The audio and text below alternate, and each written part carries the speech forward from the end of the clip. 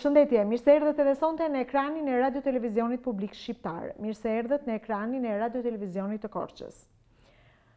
Të sjellësh në kujtesën e popullit njerëz të tillë, do thotë të mos harrosh e mos lësh t'i mbuloj pluri aresës vlerat jashtëzakonshme që ka folku ynë shqiptar, po veçanërisht zona e Devollit. Me të drejtë drejtora Agolli diku shkruan: po ta shtrydhësh trupin e Aliut, prej ti del veç këngë. Ai ishte një njeri i jashtëzakonshëm, i apasionuar jo vetëm pas historisë, jo vetëm pas artit, muzikës, folkut popullor shqiptar, në përgjithësi dhe asaj të Devollit në veçanti, por ishte një mbledhës i folkut ton shqiptar. Na ka lënë një pasuri të jashtëzakonshme. Një veprimtar i cili nuk besoi se ka qenë në një festival folklorik ku ai të mos ketë qenë pjesë e mos ketë përfaqësuar me dinjitet zonën e Devollit. Është krijues i 10 teksteve të këngëve popullore, ku natyrisht në shumë prej tyre spikat fryma detare, është ekzekutues i rrallë i këngës dhe i valles, njeri që këndoi jo vetëm me zërin që i dhuroi natyra, por këndoi mbi të gjitha me zemrën e tij. Ai nuk përfundoi shkollë specifike për muzikë apo për koreograf, por ishte një nga këngëtarët dhe vallëtarët më të mëdhenj që do të mbahen më gjatë në të gjithë ata që e adhuruan e që vazhdojnë të shijojnë këngët dhe folkun ton shqiptar. Sot kam kënaqësinë që ta sjell në kujtesë jo vetëm si artist, por edhe për faktin që ky vit shënon 100 vjetorin e lindjes së tij. Është një vit jubilej i veçantë për familjen, po mbi të gjitha për artistin e madh Ali Kondi, që sot do të vijë duke sjellë në kujtesën e tij gjithë historinë në rrjedhën, në një rrëfim të veçantë nëpërmjet zërit të një prej vajzave të tij, Mozës, që edhe ajo është artiste ashtu si gjithë familja Kondi, në 8 breza. Mimoza Kondi vjen sot në një intervistë në këtë rrëfim të rrallë dhe të veçantë. Moza, mirë se erdhe. Mirë se ju gjeta, Erion. Është kënaqësi të flasësh për familjen Kondi, që ka jo pak, po 8 breza artistësh që nuk e kanë lënë asnjëherë këngën dhe vallen. Dhe në 8 breza të familjes Kondi, aty nuk gjen vetëm artist, po gjen avdetar, gjen dëshmor, gjen partizan, dhe po t'i mbledhësh bëhen jo pak, po 250 vjet. Brezi i parë i familjes, i valltarëve, në familjen tuaj vjon qysh për vitin 1750, kur ka lindur Nevruz Kondi. Po në fakt, ju keni një histori shumë veçantë. Kush ishte i pari i familjes tuaj? I pari i familjes tonë ishte Nevruz Kondi, që është 1750, si që tha dhe ju. Pa ata nuk ishin vetëm valltar, ata ishin dhe këngëtar, që të gjithë. Dhe ndryshe një i pari fari ishte? Bana Vranisht. Bana i Vranishtit. Bana i Vranishtit, kështu njët në gjithë zonën. Në qoftë se Aliun do ta kishim këtu ulur tani, një burr të moshuar 100 vjeç. Cili ishte kujtimi i parë që do të sillte ai ndërmend? Mua më merr mendja se do të kujtonte fëmininë e tij, që ka qenë shumë i lidhur me babën, me xhaxhan, sepse ata e merrnin gjithmonë me vete, në para evente të ndryshme ku bëheshin dasma. Kur themi evente, atëherë sigurisht që s'kish festivale. S'kish festivali vetëm bëheshe në familje. Gëzime familjare, mund ta themi më mirë. Në dasma që fillonin, sepse ajo ishte një ceremoni e jashtëzakonshme, fillonte ditën e hënë dhe mbaronte të hënën e ditës tjetër. Dhe gjithë ditët natyrisht shoqëroheshin me këngë valle, të cilat kishin edhe tekste që janë kthyer natyrisht në studime të ndryshme. Në çfarë moshe ju bashkua dhe ndiqte pas babain dhe xhaxhain? Mund të them që në moshën 14 vjet. Babai e merrte me vete gjithmonë, sepse babi e kishte shumë pasion, shumë dëshirë duke parë që këndonte xhaxhai dhe babai dhe kërkonte të këndonte dhe vetë. Ndërkohë zërin e kishte dhurat të natyrës. Zëri i tij ishte bilbil deri në momentin kur mbylli syt, sepse e kishte dhunti nga Zoti. Ishte një dhuratë. Po ishte dhuratë. Ishte e çuditshme që të gjithë brezat e familjes Kondi të gjithë kishin këtë zë. Të gjithë. Të gjithë. Roli i parë që luante ai në marrëdhënie me babain dhe xhaxhain, se sigurisht ata ishin shumë të mëdhenj dhe ai ju qëndronte pas, po kur u bashkua, kur u bë pjesë e këngës?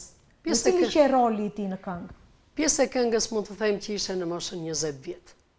E them këtë sepse dhe në librin e tij babai ka shkruar. Kur ishim në një dasmë, në një fshat të Devollit, po këndonim të gjithë së bashku, unë me babain tim, me xhaxhain, dhe në atë kohë gratë nuk dilnin. Të këndonin. Të këndonin, ose të dilnin para burrave. Dhe ishin fshehur mbrapa një gardi. Por nga bukuria dhe nga zëri që dëgjonin këngën, jo, gardi u shëmp dhe ato dolën.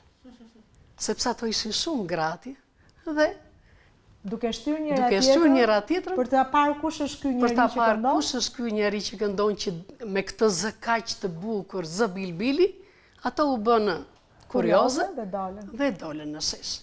Po Aliu, këtu jemi në momente kur Aliu e merr këngën, e merr këngën. Po kur këndonte bashkë me babain në fillesat e tij, cili ishte pozicioni që ruante? Pozicioni i tij gjithmonë ishte i dyti, se s'mund të dilte para babait. Si quhet ai që qëndron i dyti? Pritës, marës? Pritës. I pari quhet Mars i këngës, kurse i dyti quhet Pritës. Që ai luante rolin e pritësit të babait. Dal nga dal. Kurse kur këndonte xhaxhai me babain, ky bënte iso. Iso gjithmonë. Dhe atje i hyri në gjak më tepër. Kryesisht kanë qenë dasma. E kujtonte Aliu këngën e parë kur ishte në moshën 20 vjeç, ky momenti që gratë shëmbën gardhin? Mundzive, bandiell mundzive. Mundzive, bandiell mundzive. Edhe plot këngë të tjera. Trëndeli në moj, ç'të kam thënë moj. Plot këngët të tjera. Këngët të gjitha i kishte të dëgjuara nga babai dhe xhaxhai. Po, ishin këngë të vjetra, shumë vjeçare. Shumë vjeçare trashëguara. Të trashëguara brez pas brezi. Brez pas brezi.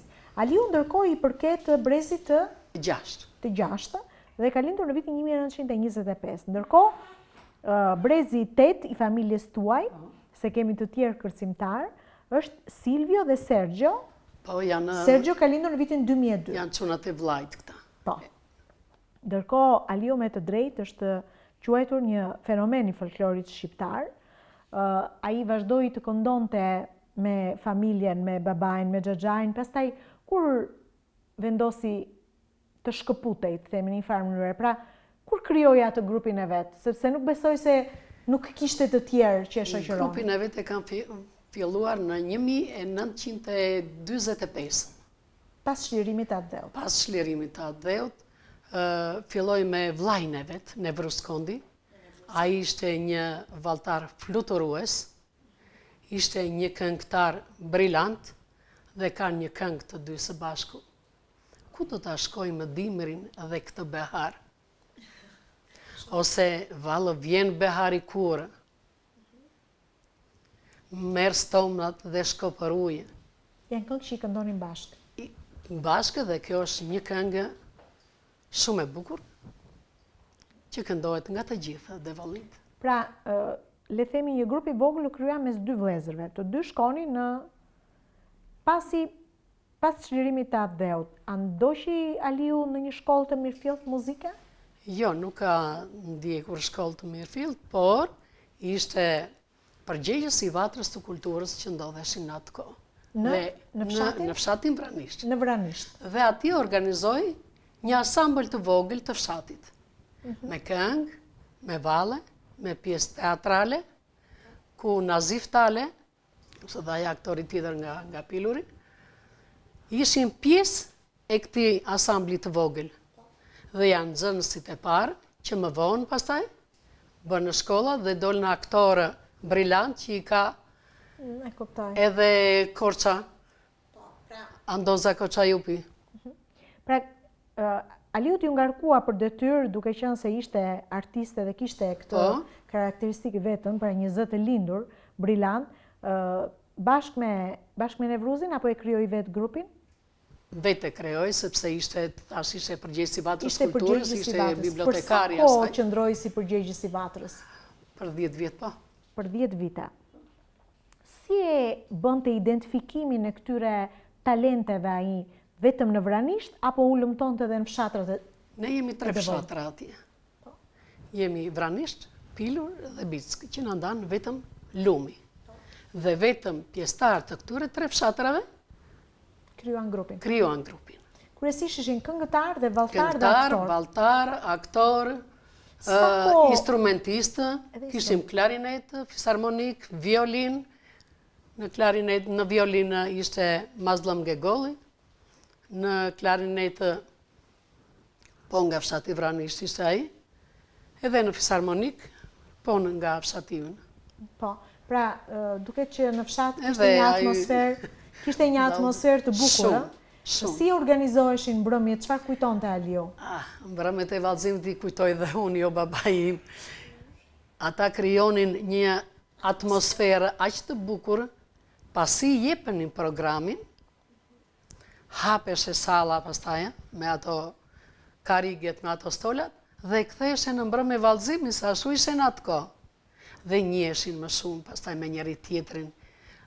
Ai shikonte talentet e reja dhe i grumbullonte për pjesën tjetër të dytë. Se më vonë u krijuan edhe ato që konkuronin fshati me fshatnë, ose kooperativa me kooperativën. Fillimisht grupi artistik që krijoi Aliu, le të themi, organizonte mbrëmje vetëm për fshatin. Më pas filluan edhe fshatrat e tjerë ku shkëmbenin eksperjenca me njëri tjetrin. Çfarë kujtonte Aliu në këto shkëmbimet e eksperiencave, cili ishte grupi që spikaste më tepër? Jo ta them me mburje, po vetëm grupi i Vranishtit. Si në valle, si në këngë, si në interpretimin e skeqeve ose pjesë të vogla teatrale.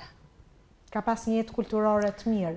Po prandaj thash, ai vërtet shkollë nuk kishte bërë, po i kishte të gjitha. Ishte regjisor, kompozitor, koreograf, i kishte që të gjitha. I kishte të lindura. Të lindur, po.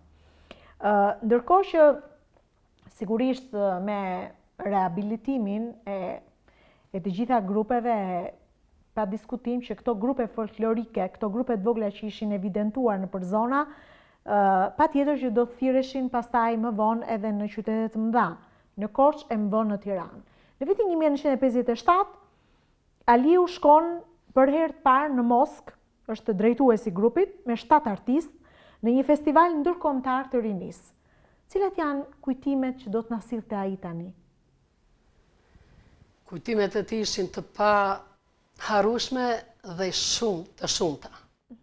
Çfarë kujtonte ai nga ky festival? Ai kujtonte që kur filluan udhëtimin nga Tirana dhe deri në Moskë, pritjen që i bën, sepse ishin 131 shtete që konkuronin për festivalin e rinisë. Dhe Shqipërinë e përfaqësonte? E përfaqësonte grupi i Korçës me valltar grupin e Devollit, me vallën Devolliçe.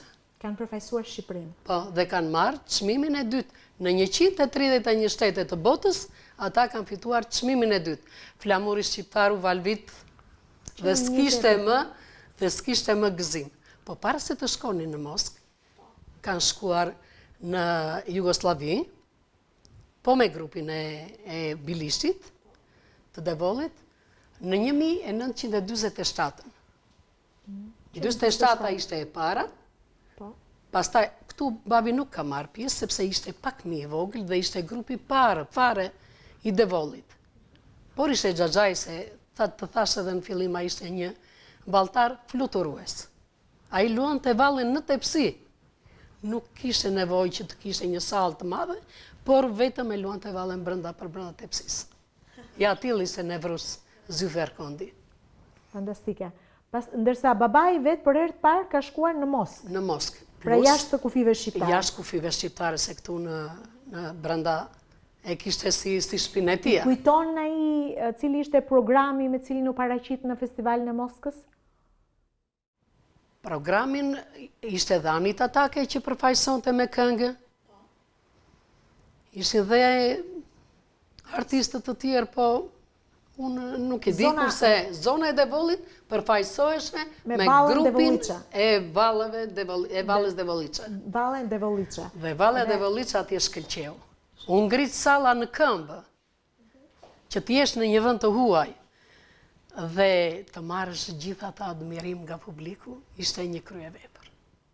Si janë pritur ata në Shqipëri pas kthimit, se sollën një çmim të dytë mes mbi 100 vende, nuk ishte kaq mund të kaloj kështu.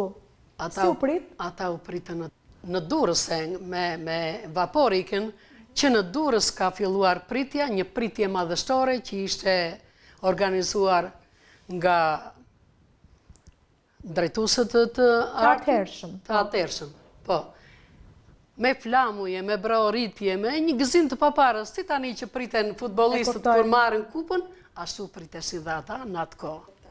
Ndërkohë, ka pasur edhe pjesëmarrje të tjera në festivale folklorike? Në çdo festival. Në çdo festival. Në çdo festival, që kur ka filluar festivali. Folklorike Gjirokastrës. Se ky ka qenë një nga eventet kryesore që përqendrohej vëmendja edhe ku grupet artistike përgatiteshin herët.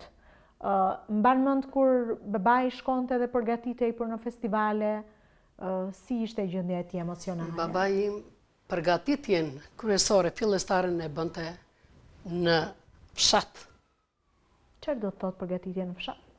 Përgatitje në fshat, valle, këngë që përfaqësoheshin në festivalin e Gjirokastrës. Pastaj, babai im nuk e ka filluar që në Gjirokastër, e ka filluar në Lezhë. Festivali i parë? I parë ka qenë në Lezhë, në 67. Atje është bërë festivali i parë. Pastaj, kanë shkuar në Gjirokastër. Tani në këtë kohë, babai im ngriti dhe grupin e fëmijëve të vegjël, duke përfaqësuar Vallën Devoliça. Sepse deri në këto momente, Valla e Devoliça kërcehej nga të rriturit. Nga të rriturit. Tani babai im e kalovi në brezi tjetër, në brezi më i ri. Si u prit ky krijimi i grupit të vegjëlve? Ku ka më mirë? Ishte për herë të parë. Ku ka më mirë ku lozën fëmijët e vegjël? Ata shkëlqejnë. Ata ndritën skenën. Çfarë thoshte Aliu, hasi vështirësi me të vegjëlit? Jo, me të vegjëlit asnjëherë. Ata e donin shumë, e admironin. Vallën Devoliça, edhe babain tim, sepse ai edhe atë vreti që ta jepte me ëmbëlsi. Nuk ta jepe me dhunë. Me imponim. Me imponim. Ata e kishin me dëshirë. Që u krijua për herë të parë edhe grupi të vegjëlve. Grupi të vegjëlve. Që edhe sot e kësaj dite vazhdon, është një lloj trashëgimie shumë e bukur, grupi të vegjëlve që kërcejnë Vallën Devoliça. Dua të përmendim moza dhe të ndaj me publikun festivalet, aq sa mund të arish të kujtosh festivalet ku Aliu ka marrë pjesë. Përveç asaj të Gjirokastrës që do të ndalemi në mënyrë të veçantë, cilat janë disa nga festivalet ku babai sillte në kujtesë? Lezhën e përmendëm? Po Lezhë dhe Gjirokastra ishte. Po festivalin në qytete të tjera ose në fshatra, në zona të ndryshme? Babai im pasi krijoi grupin e të vegjëlve, filluan të konkuronin në Bilisht, fshatrat me radhë të gjithë, konkuronin në Bilisht, pastaj vini dhe konkuronin në Korçë. Dhe kush zgjidheshe më i miri, cili grup dhe cili individ.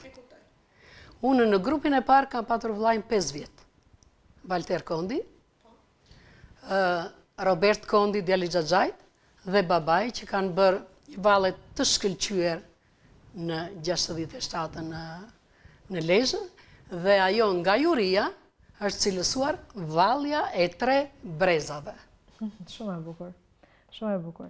Kështu që ishte kënaqësi, nder edhe privilegj të më të vegjëlve të familjes që të kërcenin për krah Aliut, se ishin përgatitur prej tij. Ndërkohë më thatë që përpara se sa babai të merrte pjesë në festivalin folklorik, ai kishte një angazhim tjetër sepse i duhet shkonte në fshat. Po. Përse shkonte në fshat, ndërkohë që grupi ishte i zgjedhur?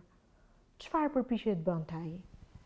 Ta zgjeronte akoma më tepër, të mësonte brezin e ri, të fuqizonte akoma më shumë nxënësit e tij, se ata nxënës ishin për babin. Babi ishte pedagog ose mësues i tyre. Po. Ndërkohë, festival pas festivali, sigurisht që grupet kërkojnë të çojnë një risi, pra diçka të re. Si e bënte këtë përzgjedhjen e këngëve Aliu? Ku i gjente ato? I krijonte vetë. Një pjesë i krijonte vetë. Të gjitha i krijonte vetë, i vënte melodinë, ja vinte vetë dhe i këndonte vetë. E kompozonte vetë dhe i këndonte vetë. I bënte që të gjitha. Ku t'ja besonte për ta kontrolluar? Vetes. Vetes. Asnjë nuk e kontrollonte. Vetes. Ndërkohë, Aliu ishte mbledhës i këngëve në zona të ndryshme? E bënte një punë të tillë? Babai im, Devolli, ka 45 fshatra. Dhe babai im ka shkuar në çdo fshat, ka mbledhur këngë të lashta, ose thënie popullore të vjetra, nga pleqtë, nga plakat, dhe për çdo fshat, ai ka krijuar një vjershe shumë të bukur. Mosa, cila ishte metoda që përdorte babai për t'i mbledhur këto fjalë të urta apo këto këngë? I shkruante, i memorizonte, se kjo është një punë që edhe sot ekspedita të ndryshme realizohen, grupe të tëra, po sigurisht që sot është shumë më e thjeshtë sepse mjetet teknologjia ka avancuar. Cila ishte metoda që përdorte babai? Do të them një gjë të veçantë që unë e thash pak më përpara që edhe unë isha ngritur që në 3 të natës duke menduar. Babai im bante laps dhe letër poshtë jashtëkut. Sepse mendimet i vinin më tepër natën dhe ato që mendonte i shkruante. Kjo është momenti i procesit të krijimit, që është një Bravo. proces unik dhe i veçantë që i ndodh gjithë atyre që shkruajnë. Por flas në momentin kur shkonte në teren. Bravo, këtë do them. Kurse kur shkonte në teren, ti flisnje, ai mbante shënime. Dhe këto pastaj i pasqyroi në libër, në televizione, në radio, sepse të gjitha i ka regjistruar në Radio Korça babi. Ndërkohë, të paktën nga informacionet që unë kam, ai është koleksionist i 1000 këngëve popullore nga Devolli, Korça, Kolonja dhe Pogradeci. Do të thotë që Aliu shkoi përtej zonës së Devollit? Po. Pra, le të themi pasi shtrydhi mirë Devollin, ja mblodhi në 45 fshatat e tij këngët, shkoi dhe përtej. Në Kolonjë, në Mokër, Pogradec, Leskovik. Dhe plot fshatrat të tjera. Dhe në zonat e Korçës, besoj në fshatrat e Korçës. Në fshatrat e Korçës. Mos e të pyes, a kur mblidheshit në familje, a bënte ndonjë diferencë, Aliu, ndonjë përzgjedhje se të shkosh në gjithë këto zona, natyrisht që bën edhe diferencën në fjalë, në melodi, në valle që shihte. Babai mirte si ajo bleta punëtore, që vete lule më lule. Mbledhësit e folklorit janë mbledh. Mbledhat e nektarit dhe e bën mjalt. Dhe babai ku gjente këngë ose thënie të bukura, ato i përmblidhte, edhe formonte o vjershën, o ndonjë tregim. Po ndonjë diferencë nuk bënte? Apo ngeleshe besnik i Devollit? Jo. Të gjitha? Gjithmonë besnik i Devollit. Gjithmonë besnik. Diferencë jo. Në kuptimin, a i pëlqente në një zonë një qik më tepër se tjetra? Zona e Devollit nuk krahasohet me asnjë. Dhe vetëm Devollit i pëlqen. Jo që si pëlqenin të tjerat, po Devolli mbaj si mbaj. Devolli, përsërit e Devolli. Devolli. Është shumë interesante që herët një folkloriste amerikane, Jane, shkruan: si është e mundur që të lihet një fenomen i tillë i folklorit shqiptar? Ajo e ka njohur nga afër Alikondin, ka njohur nga afër punën e jashtëzakonshme që bënte ky njeri, që ishte një punë pa shpërblim monetar. Ishte një punë me shpërblim shpirtëror. Duhet ta theksojmë një gjë të tillë, janë njerëz që lindin rrallë, vinë rrallë me pasione të tilla të jashtëzakonshme. Dhe i ka vlerësuar për punën e jashtëzakonshme që ai bënte në teren. Dhe kemi parasysh që nuk janë këto kushtet që kemi sot. Infrastruktura rrugore, fshatrave, natyrisht linte për të dëshiruar, dhe unë jam e bindur që besoj babai ju tregonte se sa orë të tëra ndoshta bënte në këmbë për të shkuar nga një fshan në këmbë, me atë çantën në dorë, laps, letër, fshat më fshat, më këmbë. Ndodhte ndonjëherë që babai vonohej sa bënte këtë punë? Vonoheshe, edhe ne bëheshim merak, po prapë dinim punën e tij, se kur shkonte në një atmosferë e mbante një familje, me këngë, me vallë, e gëdhinë atë natë. Ne bëheshim merak, po. E dini që kishte E dini se pasione. ku kishte shkuar. A ka ndonjë këngë të bukur që e këndonte, që e donte pak më shumë se të tjerët e që e këndonte shpesh? Ku do ta shkojmë dimrin e këtë behar? Më syri bukur qeli bar. E kishte qef të këngë, e kishte dëshirë, e këndonte E ka shpesh. kënduar me mamin. Me maman. Në fillim e ka kënduar me bilbilin tjetër, që e kishte nipin e vetë, Wilson Gegolli. E kanë kënduar në 70-ën në Institutin e Folklorit, aty janë bërë regjistrimet, dhe është një këngë kryevepër. Ndërkohë, unë dua ta theksoj, e përmendëm pak më parë në minutat e para të kësaj bisede, që xhaxhai i tij, Banu Shkondi, edhe ai një zë jashtëzakonshëm, është regjistruar natyrisht një pllak gramafoni nga Hasan Bitinska, që ishte një shok i ngushtë i Fanolit. Këta ishin zëra të rrallë që kishin fama e tyre, kishte shkuar përtej kufive shqiptar, dhe natyrisht që nuk mund të mungonin regjistrimet asaj kohe nga njerëz që kishin mundësinë për ta bërë. Ndërkohë që për shkak të kësaj pune të jashtëzakonshme, ulëmtuese që bënte Aliu, tërhoqi vëmendjen edhe të Këshillit Shkencor në Institutin e Folklorit të Tiranës, duke e bërë antar të saj që është për vitit 1970. Do thot Aliu ja besoi këtij këshilli të gjithë këtë pasuri të jashtëzakonshme që mblodhi në popull? Të gjitha. Nuk mbajti asnjë gjë rezervë, po janë të pasqyruar në Institutin e Folklorit. Dhe në vitin 1976 u bë antar i lidhjes së shkrimtarëve dhe artistëve. Po, por në 1964 Instituti i Folklorit mori grupin e Korçës, se Devolli atëherë ishte Korça, e mori për regjistrime dhe i ka mbajtur një avresh, ku kanë incizuar këngët, vallet.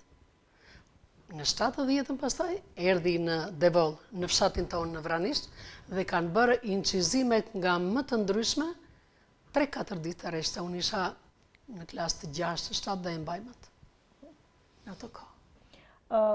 Moza, kur të dëgjon teksa tregon dhe rëfen, të krijohet përshtypja që ti ke jetuar një fëmijëri të lumtur, sepse në një familje ku vetëm ka hare, ku këndohet, ku kërcehet, nuk kishte ditë ku nuk këndoj, ku vendosej... Çdo ditë ne këndoj. Është për të çuditur, po s'mund të them ndryshe. Kjo ishte realiteti jonë. Këndonim, kërcenim, dhe thoshte kështu gjithmonë. Juve shkoni në shkollë, mësoni, po s'mësuat vallen Devollit që nuk keni fëmijët e mi.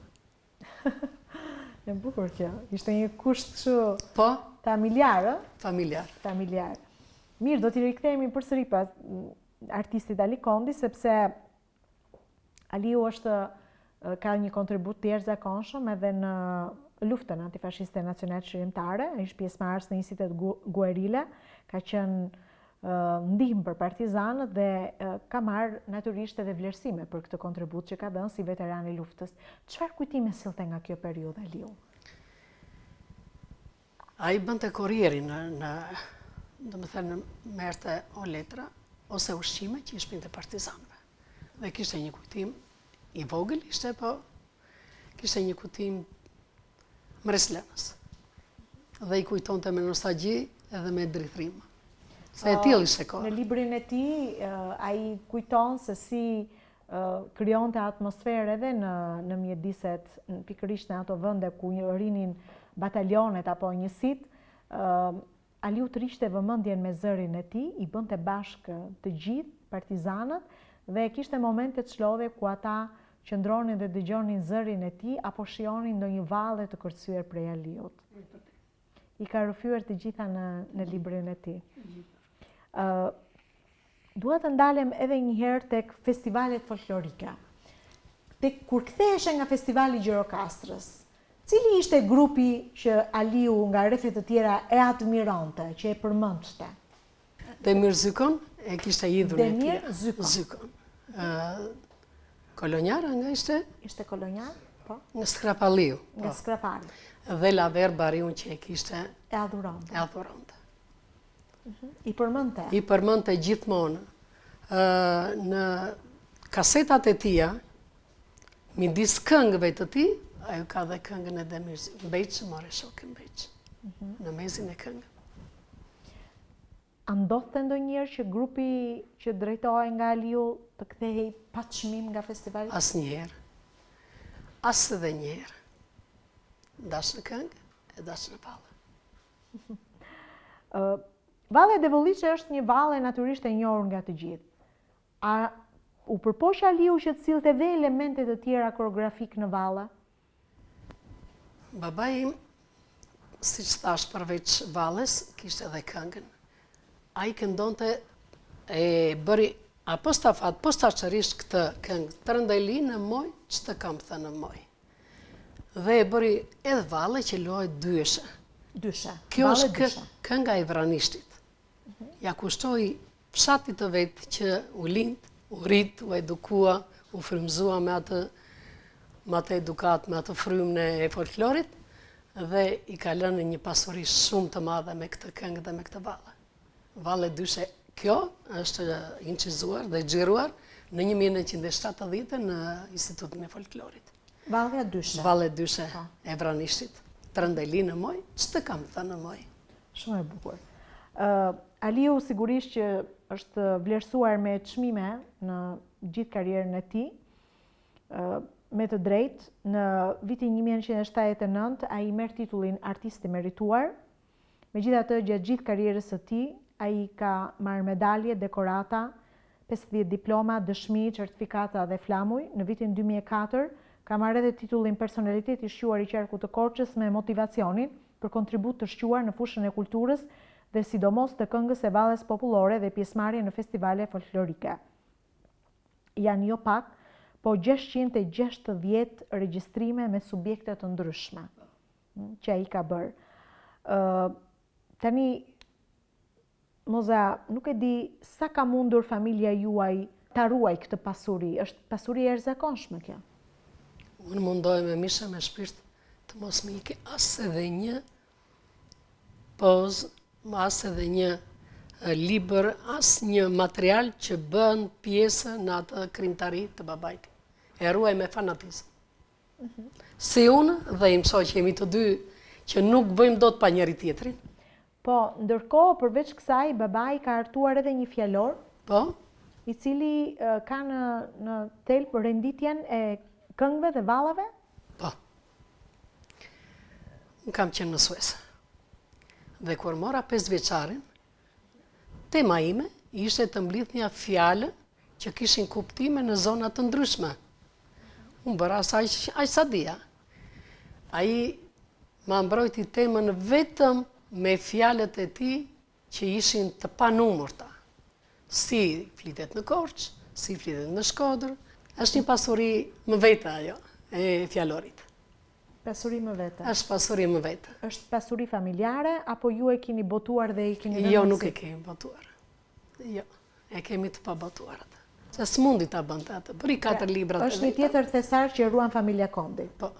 Një fjalor që unë shpresoj që dikush të na dëgjoj edhe pse jo, ndoshta Moza do ketë dashamirësinë që ta ndaj me një publik më të gjerë, se ajo është një pasuri gjuhësore, dhe pasuri të tilla nuk duhet i lëmë që t'i mbuloj pluriaresës, po sidomos në kohët e sotme është shumë e nevojshme që t'i ndaj me një publik të gjerë. Faleminderit. Mirë, mua më vjen mirë që ju keni arritur t'i ruani të gjitha. Po. Ndërkohë, Aliu ka qenë gjithmonë i rrethuar me mishe me shok. Shumë. Po iku në një moment të papritur, asnjë nuk e priste. Dhe u çuditën gjithë ata shok, se ishte edhe kohë pushimi. Kryesisht miqtë dhe shokët e tij ishin artistë? Artist, shkencëtar, shkrimtar. Çfarë ndodhte në të përditshmen e tij, si takoheshin ata? Se në disa vite përpara se sa ndronte jetë, ai jetoi në Tiranë. Që do thot atje ndoshta kishte më tepër mundësi se sa në Devoll që të takonte të tjerë njerëz intelektual me cilët ndante edhe punën e vet. Babai im është shpërngulur nga Korça në Tiranë në 1993. Sepse të gjithë fëmijët ai i kishte në Tiranë.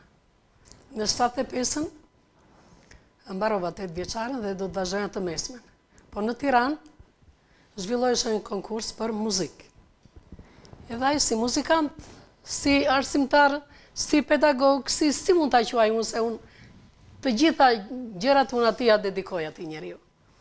Më tha mua, po s'të le pa shkollën ty, unë do të dërgoj në shkolla e muzikës në Tiranë.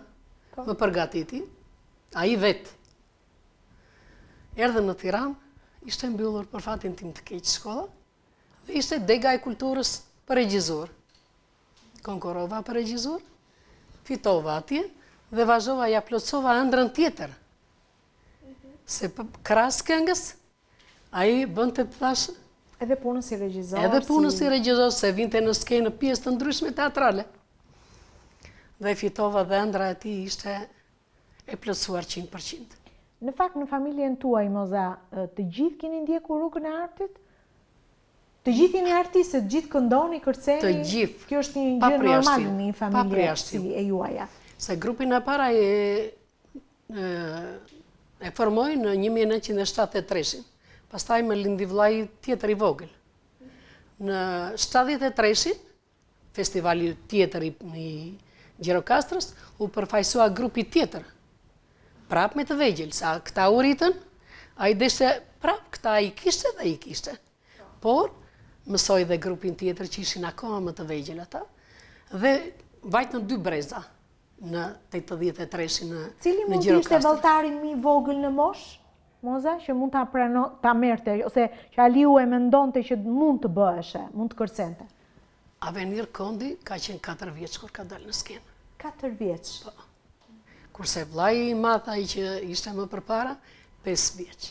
5 vjeç. Kaq të vegjël, mendonte ai që mund të... Po, mendonte edhe realizonte. I përgatiste. I realizonte dhe janë të gjitha të filmuara. Ata kanë dhënë koncert këtu në stadiumin e Korçës, në 73-shin.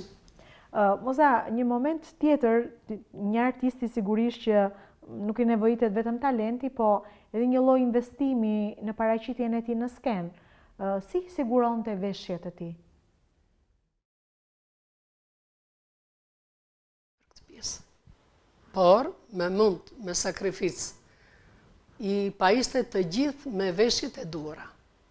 Që ne kpucat, që ne xhufkat, që ne fustanellat,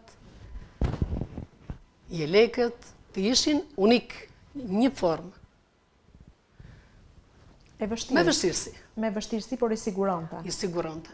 Nuk linte asnjë pa siguruar, po të mos i kishte të gjithë kreko që i themi ne, nuk i nxirte në skenë. Nuk i nxirte në skenë. Sigurisht që edhe kjo është pjesa vizuale, ishte shumë e rëndësishme.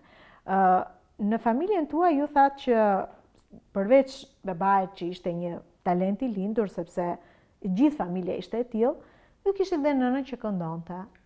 Ishte zgjedhje rastësishme kjo që nëna këndoi, vinte dhe ajo nga një familje artistësh apo? Jo, nuk vinte nga një familje artiste, kështu ka, si mund ta thuash, edhe shaka, edhe për të qeshur, po edhe për të lumturuar. Kur u fejua babi me mamin, i tha dëgjoj grua. Pas mësove të këndosh edhe ti tha. Nëna nuk dinte të këndonte deri në ato momente. Dinte, po jo në atë shkallë që e mësoja edhe e përgatiti për skenë. Dhe kënduan vite dhe vite me radhë derisa mbylli syt. Po besoj nëna e kishte talentin, se nëse nuk do ta kishte talentin. Talentin e kishte pak, por ti jesh me babain dhe të mos bësh i talentuar është një gjë e paralizuar ajo. Do të këndonte se s'bën. Kanë kënduar në festival në Gjirokastrës, së bashku këtë syrin rrushtë zima ke, as ma jip, as do t'a ble, as t'a ble, thot ajo, as nuk e shes, as nuk e ble, thot e kam për vete. Ose atë do të shkojmë dimrin e këtë beare ka të regjistruar në festivalin të Beratit në 95-ën, dhe festivalin e fundit pastaj në Lushnjë. Sërish së bashku? Së bashku, të dy së bashku. Deri në këto momente, Aliu kishte kënduar vetëm me grupin e burrave, apo kishte edhe të tjera këngëtare që ishin zbuluar deri në momentin kur nëna doli në skenë? Me babin jo. Babi këndonte tash me 2 niprat e vet, Yllson Gegolli, një bilbil tjetër, dhe Rahim Gegolli, që kishte, Rahim Gegolli kishte zërin e Xhaxhabanës, e banës të Vranishtit. Ai e kishte të trashëguar zërin dhe e mundonte ta bënte ato lulet që i thuan sot. Ti bënte tamam si Xhaxhabana. Sa ishte i parit. Prandaj dhe babai, prandaj dhe xhaxhai erdhën në atë nivel, në atë përgatitje, sepse e kishin pasqyrën përpara, Xhaxhaban. Nëna juaj quhej Mukades. Mukades Kondi. Mukadesi ishte e para dhe e vetmja grua që këndoi krah Aliut? E para. Dhe e vetmja. E shumë e bukur dhe kjo. Pas mamit vinja unë pastaj. Ke kënduar me babain? Kam kënduar me babain dhe do të them... Në festivale apo vetëm në gëzime familjare? Në gëzime familjare. Vetëm në gëzime familjare. Dhe në momentin kur mbyllesit. Moza, si bindej ai që të merrte në krah një grua, se okej, me Mukadezin punoi vetë dhe e bëri vetë artiste, ta kishte në krah, në çfarë niveli duhet ishe që të këndoje krah Aliut? Duhet kishe zërin. Duhet kishe intonacionin poshtë lart. Duhet të kishe dëshirë për të kënduar, pasionin për të kënduar, që të arrijë nivelin e tij. Niveli atij s'arrihet kurrë, po që paktën të vije pas tia. Të mos tonoje, kur ai këndonte një notë më poshtë ti të vije një më lart. Duhet ishin të gjithë në një notë unike. Ndërkohë në zonën e Devollit pa diskutim që Aliu ne kanë një model dhe një shembull edhe në ditët e sotme. E kemi artistë nga zona e Devollit që janë artistë jashtëzakonshëm, që vazhdojnë marrin pjesë në festivale folklorike dhe që i kanë sjellë dhe vazhdojnë të sjellin çmime në fakt zonës së Devollit, dhe një prej tyre është edhe Endri Fifoja. Ai ka një mesazh shumë bukur për Mozën dhe natyrisht për të sjellë në kujtime edhe artistin e madh në 100 vjetorin e lindjes së tij. Ai ishte nxësi babait tim. Babai im e kishte për krah të gjithmonë sepse e kishte si fëmijën e tij Endrin. E ka dashur shumë, e ka rritur me atë frymën e tij Endrin. Dhe Endri ja ka shpërblyer edhe sot e kësaj dite. Përshëndetje Eriona, përshëndetje Moza. Sot jam shumë i vlerësuar që po dërgoj këtë video mesazh për të madhin artistin e merituar, mikun tim, mikun e familjes time, Ali Kondin. Ali Kondin e kam njohur kur kam qenë fëmijë, sepse ai ka qenë burim frymëzimi, jo vetëm për mua, si artist, por për të gjithë artistët e rinj, me zërin e tij, me talentin e tij, me përkushtimin e tij për folklorin, ai mbetet një bletës e ëmbël shqiptare, si thot Detimi Mitko, për mbledhjen e folklorit të kësaj trashëgimie të madhe shpirtërore. Ali Kondi është një artist në disa dimensione. E para, ai ishte edhe në folklorin letrar, në folklorin muzikor dhe në folklorin koreografik. Është një kontribues shumë i madh në përcjelljen e traditës folklorike të Devollit dhe të Shqipërisë. Ali Kondi vjen nga familja e madhe e Kondrave në Vranisht dhe grupi Vranishtit, siç themi edhe grupi Polosit, grupi Zvezës, krijuan për periudhën e viteve 50 deri në vitet 80 një valë të madhe të këngës dhe të valles popullore, devolliqe. Unë për Ali Kondin duhen ditë, duhen orë të tëra për të folur, por megjithatë ai mbetet i përjetshëm sepse kush mbetet në folklorin e Devollit, në folklorin e popullit, nuk ka vdekje. Sot është 100 vjetori i lindjes të madhit Ali Kondi. Unë i përcjell dhe një falënderim dhe një mesazh familjes, qofshin gjithmonë të gëzuar, vajza, djemtë, kadesi, dhe në emër të gjithë përfaqësuesve, në gjithë artistave të Devollit, shpreh falënderim dhe mirënjohje për çka ka bërë Ali Kondi. Ai këndoi bukur vajzës Devollesh, ai këndoi bukur nënës Devollesh e cilës mësoi djalit, ai këndoi dëshnorëve, ai këndoi herojve që ranë për mbrojtjen e Trojës dhe Kufit. Dhe Ali Kondi mbetet dhe do të jetë i përjetshëm sa të ketë këngë dhe valle devolliqe. Faleminderit. Sa po ndoshim një mesazh nga nxënësi i tij, ish nxënësi i tij, Endri Fifoja, që natyrisht ashtu sikurse e tha Moza, edhe Endri ja ka shpërblyer, sot është një artist shumë i madh, një artist që ndaron Devollin edhe që përgatit dhe ai breza të rinj, kështu që puna që ka filluar Aliu, Xhaxhai, babai i tij, pa diskutim që në Devoll do të vazhdoj sepse ka njerëz me shpirt artisti. Aliu punoi fort dhe ne i përmendëm pak më parë me Mozën që ai vraponte në çdo zonë, qofshin këto zona të thella për të mbledhur folklorin. Moza tha që ai merrte një laps dhe një letër, por në fakt nuk ishte kaq e thjeshtë, sepse me mendjen e tij të ndritur ka hartuar një pyetësor me 75 pyetje për të gjurmuar këngët e popullit. Ishte ky pyetësor që e ndihmonte atë për t'i mbledhur këto këngë, ku përfshihen ritualet, zakonet, ceremonitë e dasmave, por jo vetëm, se populli është një pasuri e jashtëzakonshme në çdo kohë. Ne kujtuam pak më parë, Moza, vitet 90, kur ndoshta edhe për arsye moshe ju detyruat ta merrnit babain në Tiranë. Si e priti vendimin ai për të larguar nga Devolli?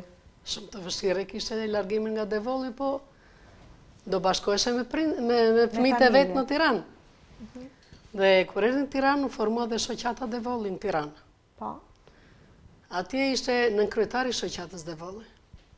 Dhe ka bërë një punë kolosale. Kryesisht ku konsistonte puna e tij si nënkryetari i shoqatës? Materialet që bëheshin për takimet, për këto festat që bënin, i përgatite babai im. Ndoshta për datat caktuara. Datat të caktuar që përcaktoheshin, do të bëjnë ditëlindjen, do kujtojmë një dëshmor, do kujtojmë një veteran, i bënte babai im. I përgatiste babai. Dhe i organizonte? Dhe i organizonin bashkë pastaj me shoqatën Devolli. Besoj organizime të tilla ka pasur shpesh, vazhdimisht. Ka qenë aktiv edhe në Tiranë. Aktiv deri në momentin e fundit. Edhe atë ditë që është sëmurur, ai ka qenë duke ikur në shoqatën Devolli, sepse çdo të shtunë takoheshin të gjithë devollinjt në shoqatën Devolli. Ishte një vendim i shoqatës ky. Ishte një vendim i shoqatës që çdo të shtunë bënin takim dhe pastaj diskutonin për probleme që dilnin, për një diçka që do bënin, diskutonin me njërë tematika të ndryshme. Po. Kryesisht miqtë e tij, sigurisht drejtori të cilin e kishit në Tiranë dhe e takonte shpesh. Drejtrojnë, jo se ishte në Tiranë, po drejtroj dhe kur vinte në Devoll, vinte vetëm në shtëpinë tonë. Dhe ajo natë nuk ishte gjumë. Kishte vetëm këngë, valle, hare në shtëpinë tonë. Nuk vinte në asnjë vend, ai në Menkulas e ka shtëpinë e vet. Por vinte në ne. Në Vranisht, ne familja jonë, familja Ali Zyfer Kondit. Dhe gdhim gjithë natën, me këngë dhe me valle. Aliu ka bërë shumë miqë shok, edhe artistë që nuk janë nga Devolli, në Tiranë, do të përmendin të madhi Mojkom Zeqo, me cilin edhe bashkëpunonte. Shumë bashkëpunonte. Si që thatë ju, i madhi Mojkom Zeqo ishte edhe në 80 vjetorin e babit, ku ka mbajtur një fjalim shumë prekës për ne. Ziqi Meron, se dha i ishte një Devolli, kishte një mokrar tjetër dhe me atë bashkëpunonin shumë, kishte plot miq. Xhevais Paiun, që ishin shok që në 70-ën kur u bë dhe antar i lidhjes së shkrimtarëve dhe shoqërinë e mbanin deri në minutat e fundit. Ndërkohë, Aliu sigurisht jo vetëm mbledhës, po një pjesë të tyre i ka hedhur edhe në libra, pavarësisht se ju ende keni do shkrimet të tij të pabotuara, edhe kjo është një pasuri e familjes Kondi, kemi libra të cilat Aliu i ka ndarë qysh kur ishte gjallë me lexuesit e tij.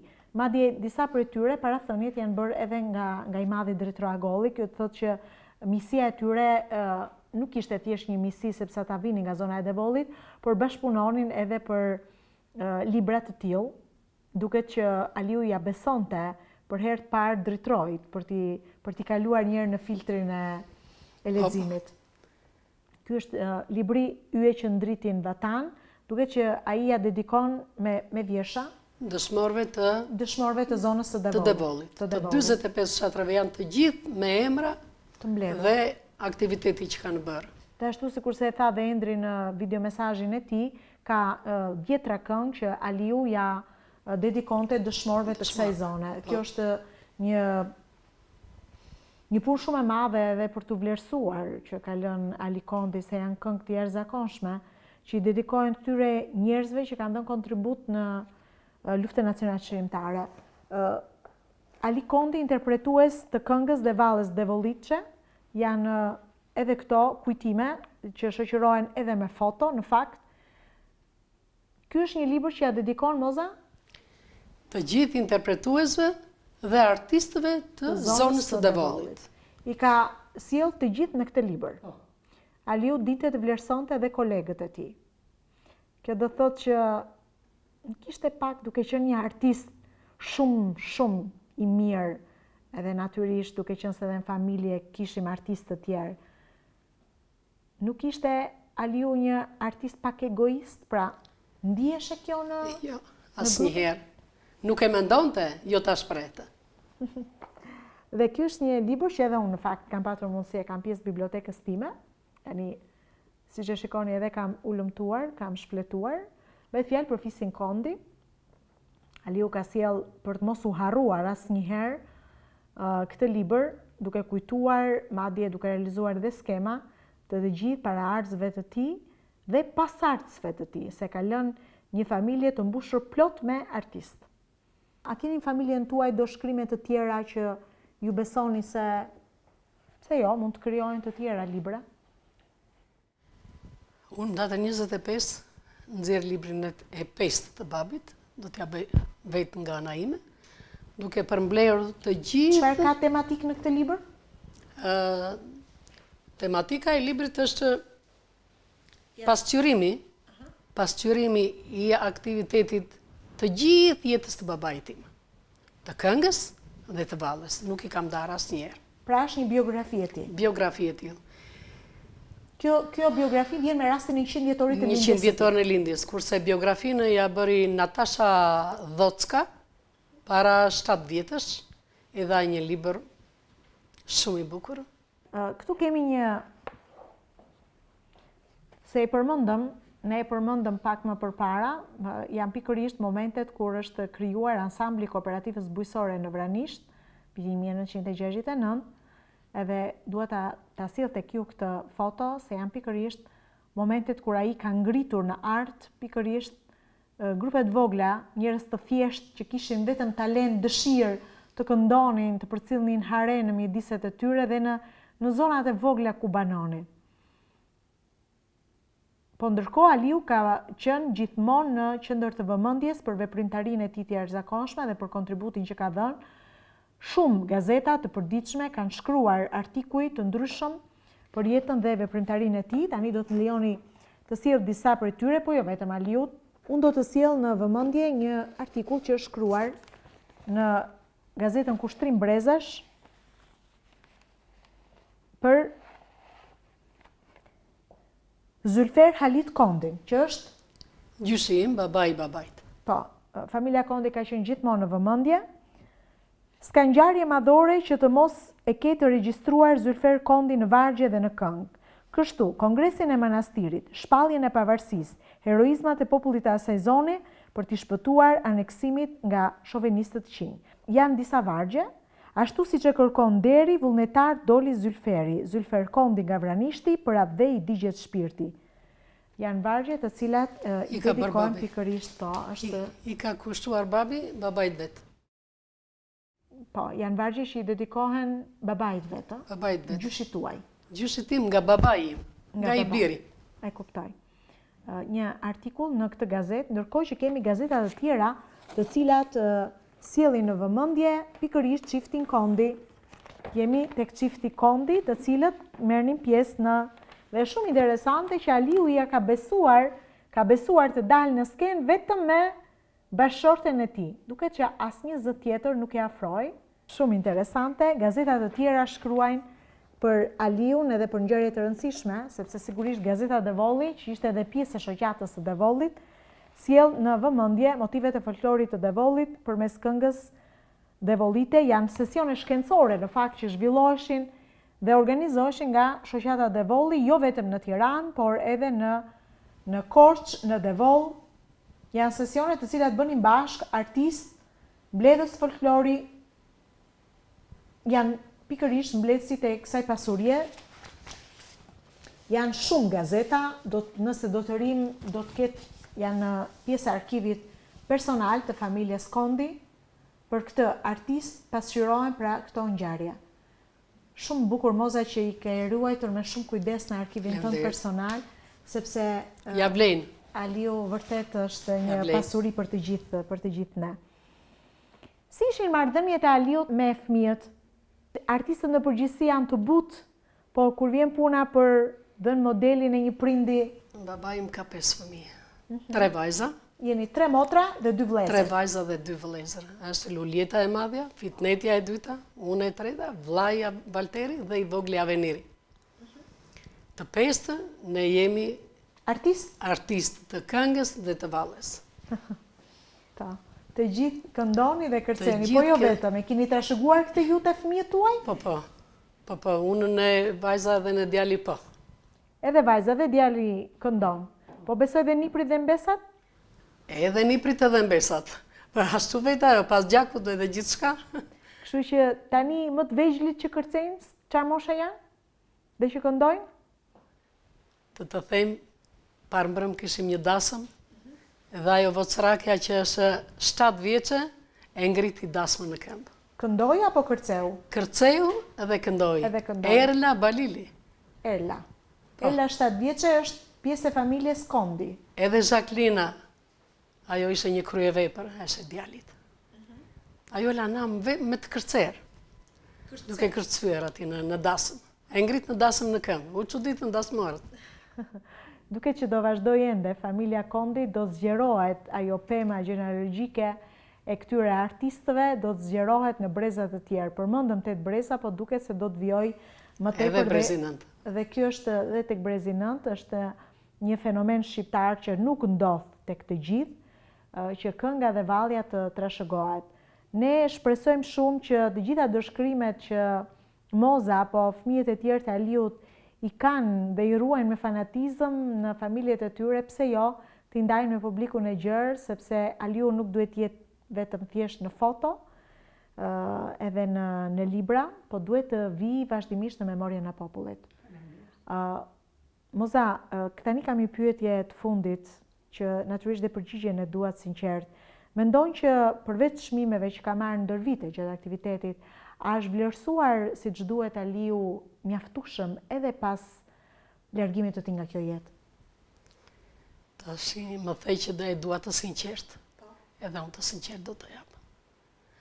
Nuk është vlerësuar ashtu si duhet, siç e meriton. Jo, për ne jo.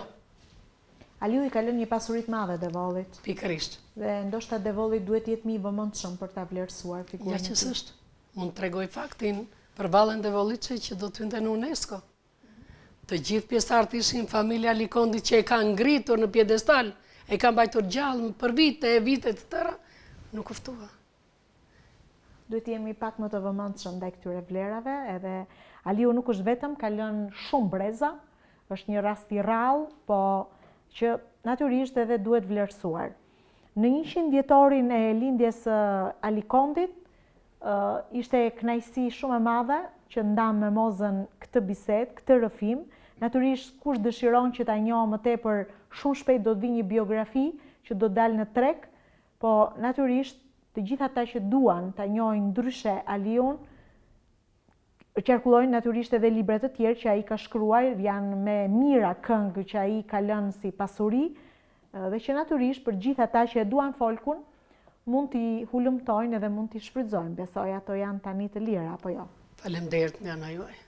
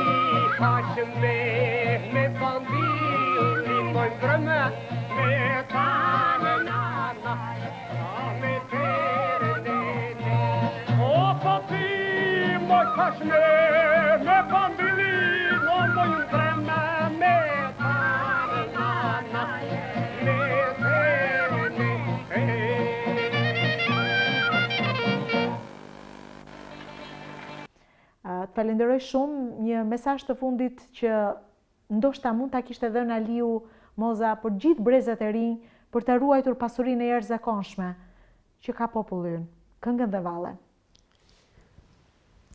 Populli shqiptar është i pakrahasueshëm me as edhe një në botë, sepse e ruan në gjak, në mendje dhe në zemër traditën dhe e shpjen brez pas brezi. Dhe kjo traditë nuk do të vdes kurrë. Unë të falenderoj dhe uroj që gjithë familja, gjithë fisi Kondi ta vazhdojnë ta sjellin në mendje Aliun jo vetëm si një artist, po si një trashëgimtar i pashoq i folkut ton shqiptar. Faleminderit. Ne ishim në një bisedë të veçantë me Mimoza Kondin, me një prej vajzave të Ali Kondit. Për mua ishte kënaqësi që e njoha Aliun ndryshe dhe e përcollëm tek ju, jo vetëm nëpërmjet kujtimeve dhe veprimtarisë së tij, po edhe nëpërmjet një mori fotosh që na u servir nga arkivi i kësaj familje. Ju falenderoj që sot zgjodhët sërish ekranin ton për të ndjekur të tilla biseda me të ftuar të veçantë. Vazhdoni që qëndroni me ne.